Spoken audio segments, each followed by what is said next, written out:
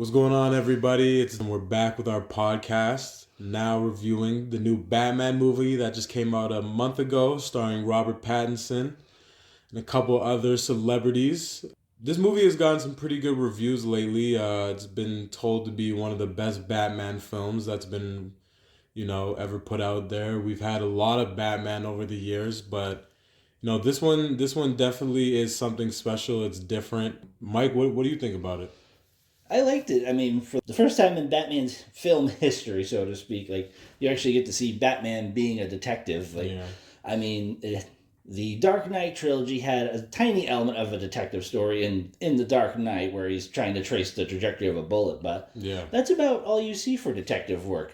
This is the first Batman movie where you see him actually trying to solve the Riddler's puzzles and trying to piece together what's happening around him. And then everything just starts going all to hell from there. Yeah, and I feel like it was really cool how they used the Riddler to almost make Batman go full detective mode. I feel like if they used any other villain or character, it would be kind of hard to do that type of detective type style thing, especially for Batman. Yeah, I mean, you're right there. I think, yeah, using the Riddler was probably the right way to go to get a good detective story. Because, I mean, you might have gone, if they had gone with the stereotypical Joker villain for this movie, I mean, yeah, he might have worked as far as detective stuff goes, but the Riddler was, the best choice to really get Batman's brain working. Yeah, because, in a lot of games and movies before this, even in the comics, Joker's literally villainous thing that he does for Batman is leave clues. Lines and lines of clues to make him go to the next location just to find something horrific, or even if it's a murder or a kidnapping or putting someone in danger for Batman to save. Like, Joker only does that in that certain way. I feel like no other villain within the DC comics for Batman rarely leaves clues around for Batman to investigate and do all that. So, what was something that you liked about the movie? What was a personal thing that drew you into watching the movie? One thing I really look for when I watch a Batman film, I really want Batman to feel scary. In the Dark Knight trilogy, I feel like Christian Bale's Batman was more kind of heroic than spooky. If you look at the lighting in those movies, like the first movie, it kept it simple for Batman. It was the intro to a Batman movie, Batman Begins. It's dark. Everything is dark. His suit's super dark. He's in the cave in the very first scene as a child. But then it gradually, as you get to know the character, the Dark Knight, and then finally the third installment in the, what's the third one called? Dark Knight Rises. Dark Knight Rises. The lighting gets a lot more brighter, almost like ironically, as the hero saving the day and the day becoming more brighter. I just feel like it was a more of like a heroic feeling with Christian Bale. And then with Ben Affleck, he wasn't even necessarily the main focus of the Batman v Superman films or Justice League. He was an important aspect, but I feel like the Batman-esque material that you needed, the spookiness, the darkness, the walking out of the darkness to freak somebody out, or looking... Just the real grit of it. Yeah, the real grit of it. You didn't feel that with those Batman. But in this one, it's different because almost every scene he's in, it's dark, or he's looking maniacal, or it's raining. It's just helping his character, you know what I mean? So that's something that I really liked with this movie. And for me personally, was the first time that a director really nailed that with Batman. So, yeah. That was a personal like of mine too. I liked how this movie, it blended genres very well. I mean, you had your detective story with Batman trying to figure out the Riddler's clues and what was going on in Gotham. You have, of course, your superhero aspect. Batman's one of the most popular superheroes out there. I mean, you can say Batman out in the streets, and chances are someone's going to know who he is. Yeah. He's among the big three: Batman, Superman, Spider-Man. Yeah. And then this was the first superhero movie that I've seen that actually took elements of horror in it, horror and suspense. The director has said in interviews before that he drew on influences like Silence of the Lambs, Seven, and Zodiac. So yeah, those three right there already they paint a good horror picture and a nice influence for the movie to go in. Yeah. What did you like about the score of the film? Like the original score, and then obviously the adaptation of the Nirvana song, "Something in the Way." Did you like that, or do you think it was a little different or odd? I like that. I admit I am guilty of when I watch movies. Like as far as music goes, like I'll listen for actual songs unless there's a really good score. But I did like how the use of Nirvana's "Something in the Way." A YouTube channel, New Rockstars, actually went into a breakdown of what "Something in the Way" means and how they utilized it in the movie, and that's what I really like about movies that get their songs right. Because if like James Gunn and Guardians of the Galaxy, the needle drops in those movies. Like each song has its point, its purpose, and it's not misused. Yeah.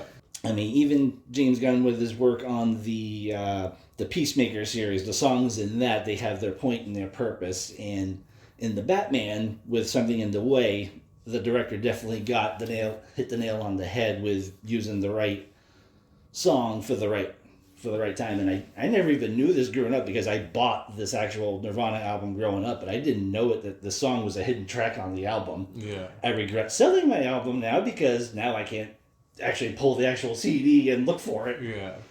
So that's kind of a crap moment. Yeah. I regret selling my collection now. I thought it was really cool how they put that song in. I feel like it really made Bruce Wayne feel human. I feel like that song was kind of trying to put Bruce Wayne in this notion that he is almost, I don't know if I'm trying to say this in the right way, but Kurt Cobain, before he died, his persona was, he obviously made great music, but everybody knows his persona was, a depressed kind of guy, like long hair in front of his face. Yep, I can't think of the right word. Like I want to say, but yeah, gloomy, withdrawn. Yeah, withdrawn from society. You know what I mean? And I feel like that was a perfect artist to pick for Bruce Wayne, because essentially Bruce Wayne is the same thing. He's withdrawn from society because he doesn't like or agree with what's around him, so he brings justice when there's no justice to be found. You know what I mean? Yeah. Kind of like Kurt Cobain, whereas in his fashion to do it is to speak it through songs. He doesn't know how to do it. He can't talk to people, so he does it through his music and with his band. So I thought that connection was really cool. Yeah, even the original The Batman score from the movie, it was really, really, really menacing. I loved it. I read something on the internet the other day. It had a very, very melodic comparison to the original Darth Vader theme, the dun dun dun dun dun dun, and then compared to the Batman, where if you listen to it, it's dun dun dun dun dun dun. So it's very cool, like, to think that the director and then the composer, I think his name is Michael Giancho. I'm pretty sure his name's like Michael Giancho. I'm not sure that's That sounds about pronounced right. right. Yeah, but he did that on purpose so that, when Batman would walk in, and you can see in one of the very first films when Batman walks out of the darkness to confront the thugs. It's almost like the scene from A New Hope, where as soon as the stormtroopers break through the door at first, Darth Vader comes walking into his own theme. So it's really cool how they use that for inspiration. So I find that really cool. I didn't know about that Darth Vader influence, actually. Yeah, I just read about that, yeah. That was something that I was not expecting for a dark movie like this. Like, hearing Star Wars and a dark theme in the same sense, like, it kind of sounds impossible, but now I'm going to be, now on a rewatch, I'm going to be looking for that. Yeah, no, I'm definitely going to watch it again with all the new stuff that I've learned with it. What else? So, tell me, what were your thoughts on the post-credit scene? The post-credit scene. You talking about the one after the movie that they released, or the one with the movie, with the release? What's in theaters now? It was pretty cool, obviously we got to see our first appearance of Barry Cohen's Joker.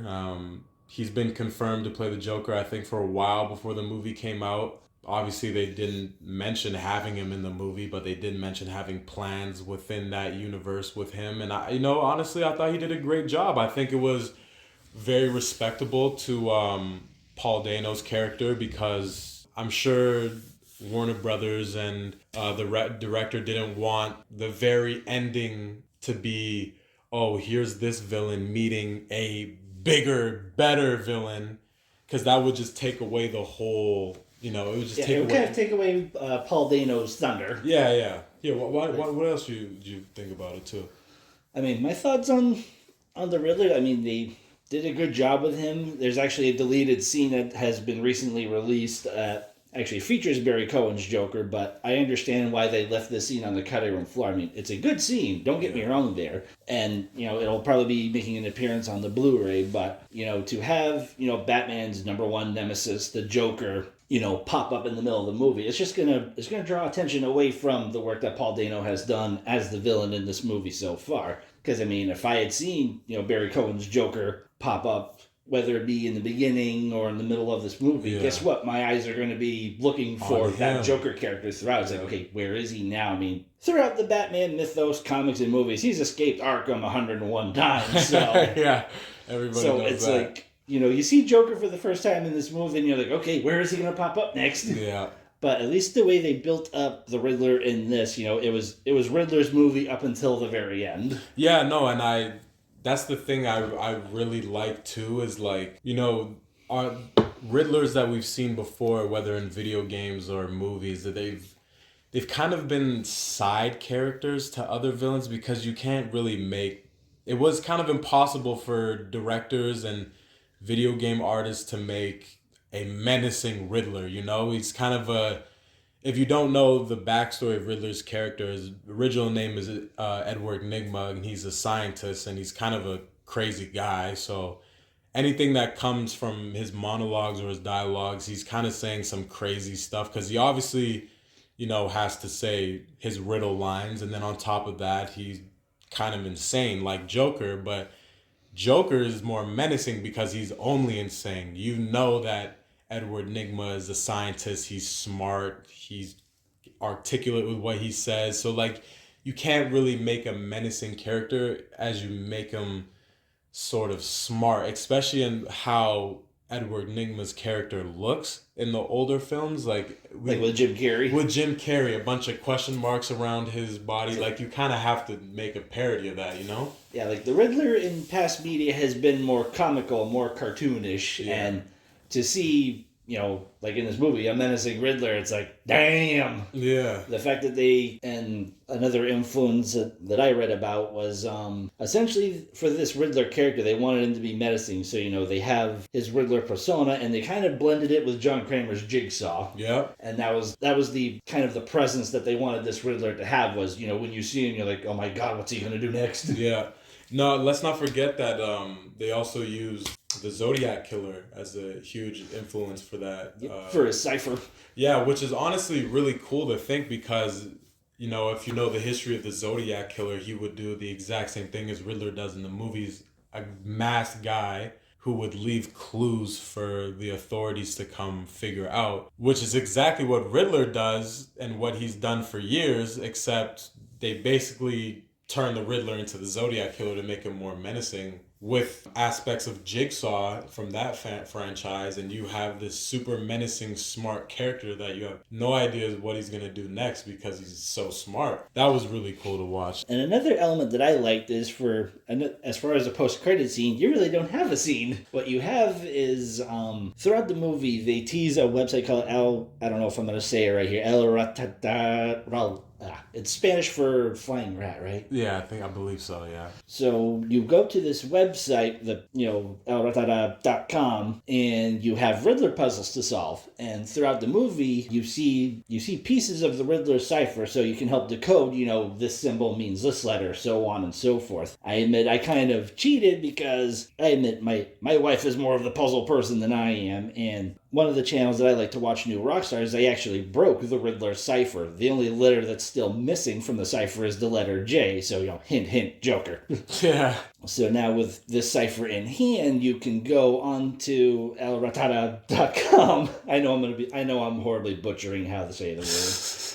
But you can go onto this website now with the cipher from New Rockstars, and you can start solving the puzzles, and it's supposed to be dropping hints about like I saw something about a video that you solve through one of the puzzles. You get a video, and in the video at the beginning you see the word Hush. Yeah. Now I'm not too familiar with the Hush villain, but I have heard of his history of like he was like not a brother to Bruce Wayne, but like he like a plastic surgeon or something that made himself to look like Bruce Wayne or something. So from what I know from about the character Hush in the comic Hush, the character basically was a plastic surgeon who did surgery on himself to make him look exactly like Bruce Wayne. I don't know where the story goes from there. I haven't read the comic in a long time, but I believe that is what the brief description of what Hush is. But that's pretty cool that that's in there.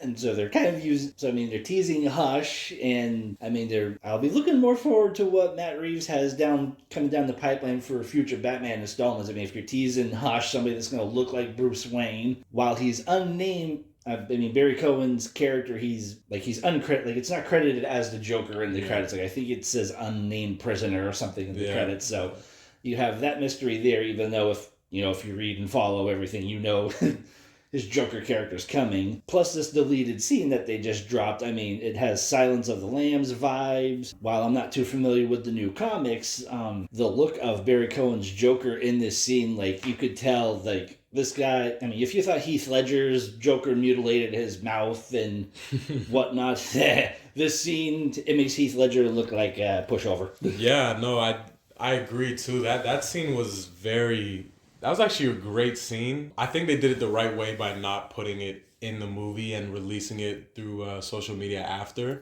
Barry Cohen as Joker, like if you haven't seen the scene yet, I'd recommend to go watch it. He does an amazing job as Joker. You gotta be cautious trying to take that shine away from Paul Dano, but it's gonna be very interesting to see what they do with that character next. I'm excited because this new universe of Batman, we didn't really expect what we were gonna get. A lot of people were not. They were erring on the side of caution because you hear the Twilight vampire being cast as Batman, and I'll be honest, I am not the biggest Twilight fan actually.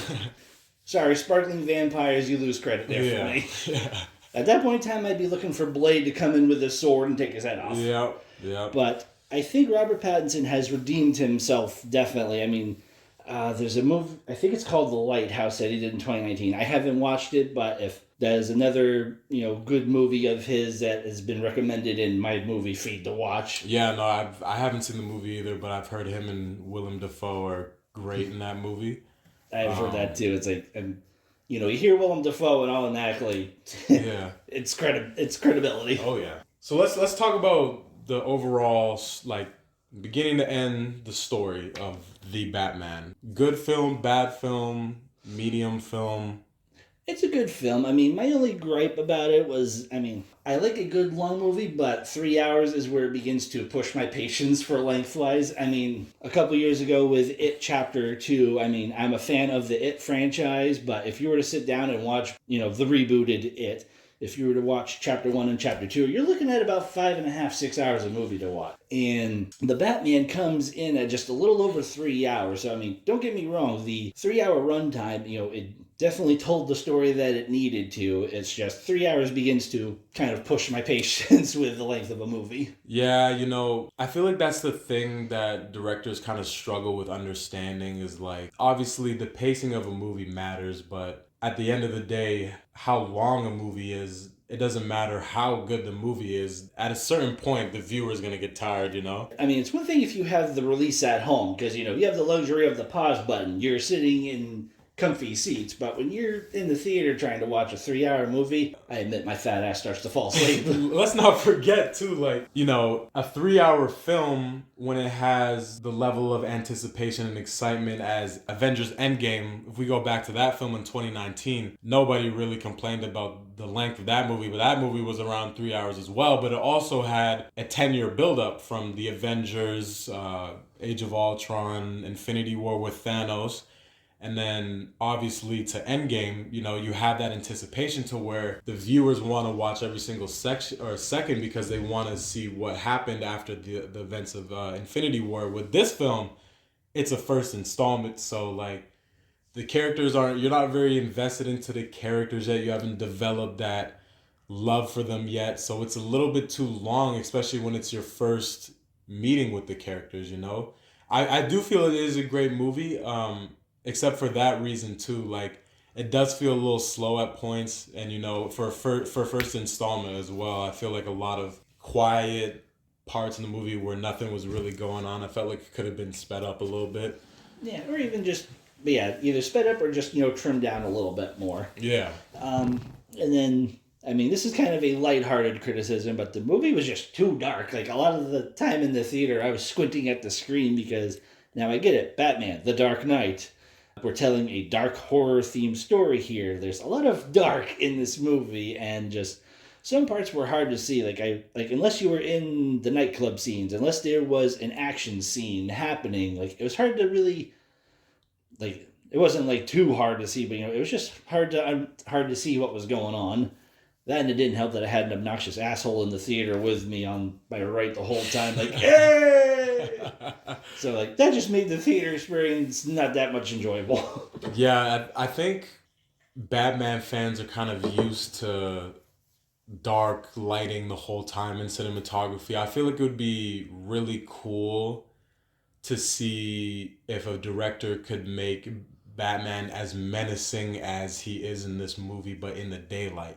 Because we have seen directors try to put Batman in the daylight to make him sort of a heroic figure, as we've seen in Dark Knight Rises. Yeah. And it works, but it's not, you don't feel it as much. But it would be really cool to see if there was a point where Batman was either fighting or doing a heroic scene. That's another thing that I just realized. Why do you never see Batman saving people in these movies? You never see Batman saving somebody from near-death experience, you know? I mean, at the end of this movie, he did come and save the day at the end. At the end, yeah. In Christopher Nolan's Dark Knight trilogy, there were, I would say, mini scenes here and there. I mean, not to the depths of, like, him doing full-out Rambo rescue, but in the Christopher Nolan trilogy, like in Batman Begins, he has a couple scenes where he is saving people from Scarecrow's fear toxin. And then in The Dark Knight Rises, you have the big battle that was geared up for, Bane versus Batman. But in this Batman movie, like, he kind of arrives on the crime scenes too late. And then at the end of the movie is when you see him, spoiler alert, you see him saving people from the auditorium. Yeah. Yeah, no, it does have some elements. The elements that it doesn't have, what would you like to see in the next installments for the Batman and Robert Pattinson? I'm not too familiar with the Batman mythos, but a lot of what I've heard about that fans want to see in a sequel is one of two things. The first one being the Court of Owls was a big one that fans were watching the trailers for this. You have the owl card thing that the Riddler sends the Batman in trailers, so a lot of fans were hoping to see the Court of Owls. Now, I'm not too familiar with the Court of Owls, but do you know who they are? So from my knowledge, my comic knowledge, I believe the Court of Owls was a group of wealthy billionaires who knew Bruce Wayne's father, worked with him. There's actually even iterations where the Court of Owls are responsible for Martha and Thomas Wayne's death. So like the Owls orchestrated their death? Yeah, like they sent somebody to kill them, but that's only in some comics, and then in other comics it's obviously an unnamed guy they can never figure out. So you don't really know what's canon to Batman and the character is, but you have had different iterations where Court of Owls are involved in that, and then in those same comics, Batman, Bruce Wayne slowly figures out to where that was the final battle, was between him and the people that killed his mother and father. Because that the death of his mother and father was basically what enabled him to become Batman. I feel like everybody knows that story. So that's pretty much the importance of the Court of Owls. So if they do make an appearance, I think that's why fans are pretty excited, because they have a pretty big influence on Batman and who he has become as a character, and an influence on Bruce Wayne on terms of money. So they're very wealthy people and dangerous, especially the main Court of Owl type of character, Talon the Villain. So what's a Talon? Talon is the villain that kind of represents the Court of Owls. He has different identities. Like, I remember in one Batman, he's the oldest guy that in the Court of Owls that used to be partners with Thomas Wayne, and he somehow was made his body super strong and has maintained it enough to fight Bruce Wayne as Batman. The Talon has had a bunch of different identities. I think in most recent animation film, they've kind of tried to make his identity unknown, because he is a character that has two big owl hands with claws, big owl mask, basically a menacing villainous Batman, but an owl, So, Okay. yeah. Is he like an enforcer for the Court of Owls, or? Yeah, he's basically an enforcer, and I think he's like unbeatable. So, I think that's what is making fans so excited, is just the comic aspect of it. I think they're very important villains to the Batman story, and they have yet to make the big screen yet. So it's been over 40 years, 50 years of Batman films now. I think Batman actually came out in the 40s. We're coming up on 80 years. 80 almost. years, still no Court of Owls. So I'm pretty interested to see the Court of Owls make their first appearance as well. And then another thing that fans are hoping to see is they want to, other than the Court of Owls, the next villain that they want to see a redemption for is Mr. Freeze. In movies, Mr. Freeze has only had one appearance, and that was by Arnold Schwarzenegger in the heavily critically panned Batman and Robin. And I will admit my own guilt on this, that I liked Batman and Robin when it came out. I was a young kid, and at the time in the 90s, seeing Arnie in anything, seeing Arnold Schwarzenegger in anything in my eyes was gold. I think Arnie suffered from the same thing Jim Carrey did. I'm a hot actor right now in the 90s. I can do any role type thing, and it just didn't really work out for those two. Because those are some pretty big name actors and roles they don't. Jim Carrey. Their characters weren't done justice. Yeah, at all, really. So I think he falls into that category, but he did still make an appearance. It wasn't anything, so.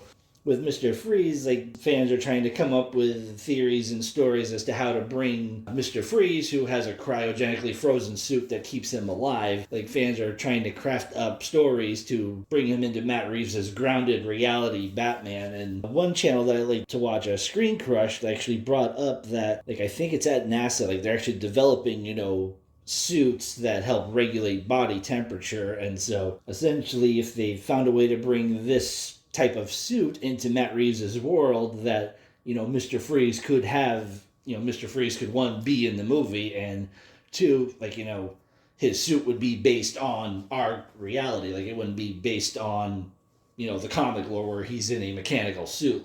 This suit that NASA has, it's designed to keep you cold, and that's what Mr. Freeze needs to stay alive. I think that would be pretty cool. I think we're in a day of age where people, and it's probably thanks to Marvel, but where comic book fans are trying to make the movies before they come out. And I know it's really cool to think that people are very excited and still, anticipating these comic movies. And I think it's really cool that they came up with that, because, I don't think there's any better option than to use something like that, especially when it has a real life tie into it that they can use. So where, if there's somebody, the nitpickers, it basically eliminates the nitpickers when they try to, how is he not frozen to death, It's here's your real world basis for it. Yeah, so no, I'm very excited for this. I'm assuming it's a trilogy. We don't really know yet, but we know DC and Marvel like to work in trilogies. It's honestly a really good formula for comic book movies. So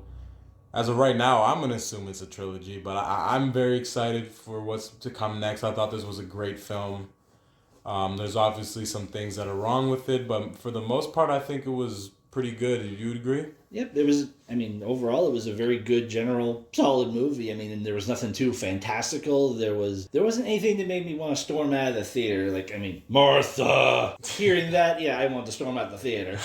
So, there was nothing in this movie that made me, want to drop my soda in the cup holder and be like, peace! Yeah, well, yeah, and, it's been one of the first times in the last 5 years that DC hasn't made a movie that hasn't pissed people off. Or it'll be interesting to see what they do with the movie and to see the people's reactions. I think DC's moving in the right direction, especially after realizing how wrongly they were moving after Marvel. Yeah, it's what DC's mistake was that they tried to copy Marvel's blueprint, and it's I can understand wanting to copy elements of it as far as, you want to have characters have their own solo movie to establish who they are, their character, but DC just tried to jump the gun too far. You had Man of Steel, Batman v Superman, Justice League. Yeah. And so they just jumped the gun too far. Yeah. And so I think now that they've slowed down and I think what they're trying to do right now is essentially throw stuff at a dartboard and see what sticks. Yeah, and it'll be, it's hard. It's kind of hard with that because you don't really know, especially if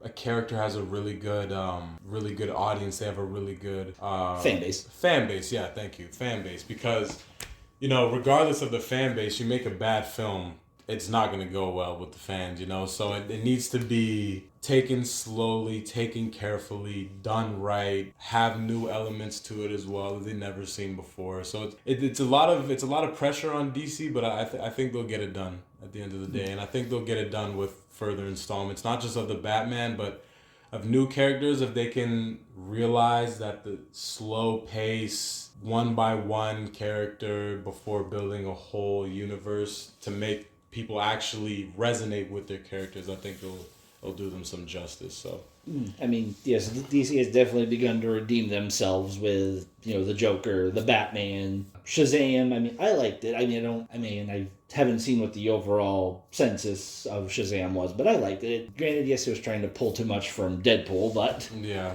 it was a good superhero movie that had its comedy elements. Yeah. So they're definitely on a track of redeeming themselves. Yeah, and we still, I think for the rest of 2022, we still have Black Adam, which is also gonna bring first appearances for I think around 5 that I've counted new DC characters. Well, not new DC characters, but just DC characters making their first live action appearance. And then what other movies do they have? I think it's only Black Adam for DC for the rest of the year, is it? I know Black Adam was one that they're definitely heavily promoting because you have Dwayne "The Rock" Johnson in it. Wait, was Flashpoint pushed back? I think it was again. I think recently it did get pushed back again. It might have got pushed back to even early 2023.